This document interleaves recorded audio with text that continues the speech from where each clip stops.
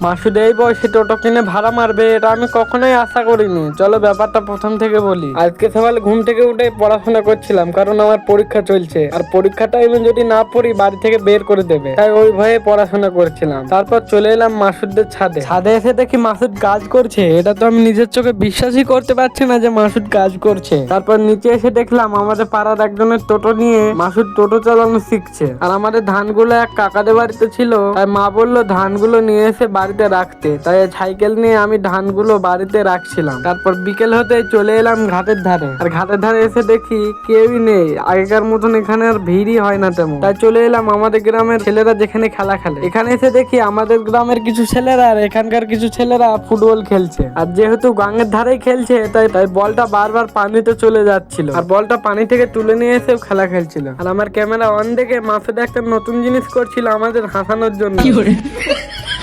তারপর খেলা দেখা কমপ্লিট করে আমরা এখন বাড়ি যাচ্ছি। সন্ধ্যার টাইমে এই দোকান থেকে চপ কিনে বাড়ি নিয়ে এসে চপ খেয়ে আজকের মিনি ব্লগটা এখানেই শেষ করছি। আবারও দেখা হবে পরের ভিডিওতে। ভিডিওটা সবাই লাইক করো।